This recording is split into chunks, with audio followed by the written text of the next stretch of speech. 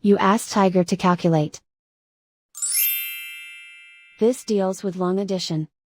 The final result is 0.003. Let's solve it step by step. Rewrite the numbers from top to bottom, aligned by their place values, add up the digits in each column, from right to left. 5 plus 5, equals 10. Carry 1 to the 10,000ths place.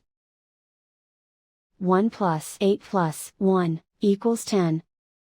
Carry 1 to the thousandths place. 1 plus 2 plus 0, equals 3. 0 plus 0, equals 0.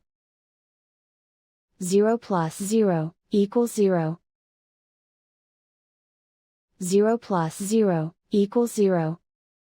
And so the final result is 0.003.